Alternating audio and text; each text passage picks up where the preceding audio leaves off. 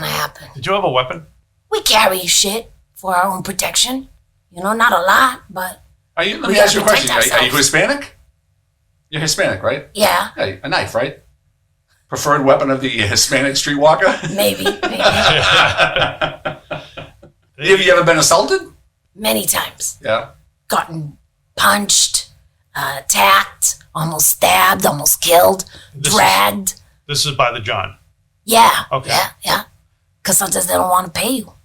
And I'm like, I'm not getting out of the car. And they're like, you're getting out. So. What's like the craziest place you've ever serviced a John? Or should we for this podcast a Dave? We refer to Johns as Daves. Oh, thank you. No, thank you. Refer to them as Daves.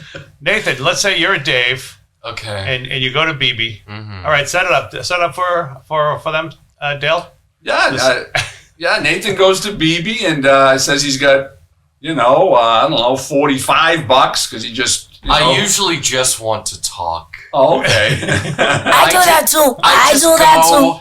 To talk because I have so many feelings. Oh, shit. And I just need to talk about it with someone very cheap. Wow. Who will probably have some blow on them. Yeah, because a psychiatrist is about $1.50 an hour, and BeBe is about $40 for 15 minutes. That's a good point. Which brings us to this, BeBe. What's the most boring date you've ever been on with a customer? The one that wants to talk. Especially if he talks about his feelings. Now let's get back to what's the craziest place? In an alley? I mean, in a I don't know, a car? What? Come on, something different than that. Alley, right by a dumpster. Oh boy. Right by pallets. But on a pallet? On a pallet? Pallet? Wooden pallet? Aren't you afraid of splinters? That's the least of my issues. I would be concerned about splinters. But that's me. Nathan, what would you be concerned about if you were having sex with a prostitute on a pallet? AIDS. Excellent point and an excellent segue. All right. What about? That's something I've never been to a prostitute. I have never been to a prostitute of any kind. I can almost believe it. Yeah. Well, you gotta because it's money. It's money. It's ultimately like I'd rather get the dinner and the wine. So what about? But I don't get that's the illness. The illness thing is the issue that I look at, and I think to myself, that and video cameras.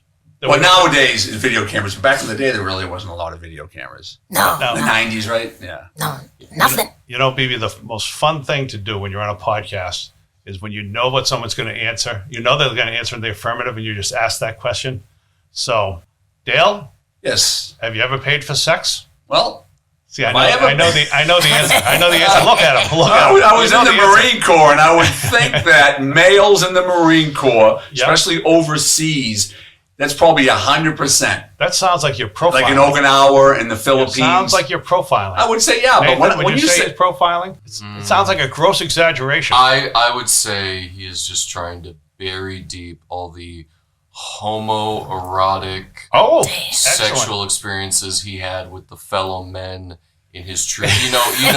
You know what war does. Just a bunch of dudes stressed out in a bunker in some trenches. All they have to keep themselves warm is one another. So you're saying I asked the wrong question? I shouldn't have asked if he paid for it. I should have said, have you had homosexual encounters with other Marines? You guys are so bad. You guys are so bad. This is my rifle. This is my gun. This is for fighting. This is for fun. All right. So we're off track a little bit. It's a lot cheaper back then. $5 in Okinawa and the Philippines. Wow. Back in the 80s. Oh, yeah. Wow. $5. Maybe $7. Well, it's because the prostitutes are $5. Oh boy. Wow. So every week you'd spend $35? No, it's usually it's referred to it as payday weekend. In the military, you got paid every 2 weeks. So on payday weekend, all the guys will go out in town and go have a few drinks, go to the strip clubs, and have some fried rice and stuff like that, and then meet someone such as like BeBe. Okay. But either Asian or Filipino. All right. All right. So they were Asian or Filipino. They lived there. Lived there. Which it was the Philippines or Japan, so they lived there. All right. And so they would, for $5, they would go in and they would service the American military. Absolutely. And then, well, with you, in your case, they come out 3 minutes later, and they'd line up another customer. Is that the way There you go. Well, the funny thing over there is that this is in the 80s. They would have the young ladies every 2 weeks. There'd be a bus that'd come out in town. They'd pick them up and then bring them to the Air Force Base in the Philippines. And Yeah, it was a school bus. They had just gotten out of school. Wow. How old were they? They were probably, I'm sure they were in their 18, whatever legal age was back then. Sure, they were the Don't legal put me age. on the spot here. But no, they'd go in and they'd get checked out. They'd get checked out at the sick bay, and they'd walk out and they'd have a little sticker on their shirt that says they passed the VD test for a couple of weeks and they were good. Wow. So the rule was you wouldn't hook up with a young lady who didn't have her little VD test pass on her chest. It was weird. It was bizarre. And this is even before COVID. Now we're walking around with our COVID shots. Right. Yeah, we have Jesus. cards. It's so much more effective. Yeah. If only you had, but here's the thing. I think if you went to the American Streetwalker now and you said, can you show me your vaccination card? Should just have the same one that they're using in the NFL to avoid the test. Yeah, I don't got COVID, but I got 30 other diseases. How often, BeBe, did you get checked out when you were working the streets? Never. And- We carried condoms with us. That was about it. We didn't ask. And this is one of the things about streetwalkers, and I remember reading this, not hearing this, not learning it firsthand. Show you right. When the AIDS concern started, or since the AIDS concern started, you'll get prostitutes who will have condoms with them. But of course, then if you offer them a little more money, then they will do it without the condom. Is that correct, BeBe? Did you do it without the condom if Dale paid you more money? Yes. Yes, I would. Did you? That's an easy sell. Because it's just I about wouldn't the say money. no. It's all about the money. It's all So- about the money. So why'd you leave New York? And how long were you there?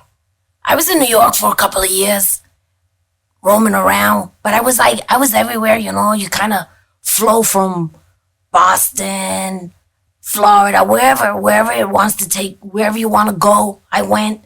I was in and out of places. So, at some point, I was like, I'm getting a little too old for this shit. My life. You gotta come back to good old Beantown, baby. That's right. That's right. Were you getting too old because you weren't getting the prime work, or you were just getting sick of the job, or what? A little bit of everything, I was escaping the pimp. I was doing my own shit. I knew I had to get my own shit together. I was tired of getting my ass handed to me or having my life at risk. And I was just like, it's time. It's time. There's always someone newer coming in. There's always some new fresh meat. You get any kids or? I do. That's the thing with this, getting in this thing.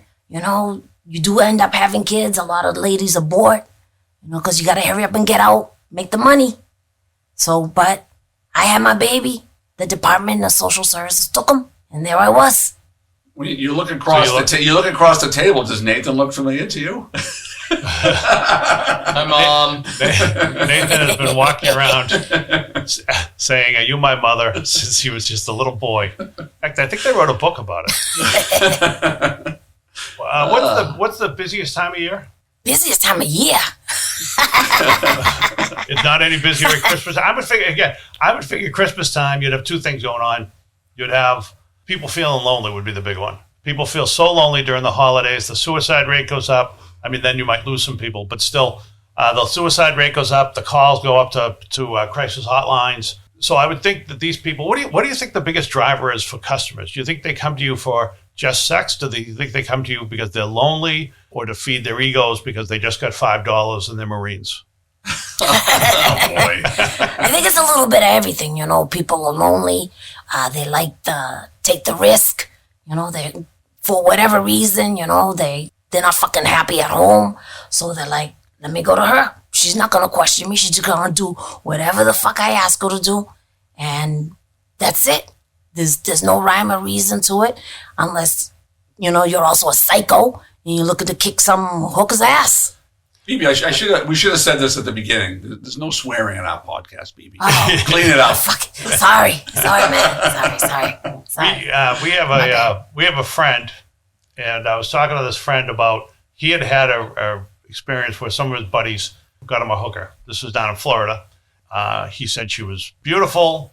She knew just what to do. She was great, blah, blah, blah. She had to call every 15 minutes to let somebody know that she was safe. So that was the weird thing. At least he thought it was 15 minutes, but he was really trashed.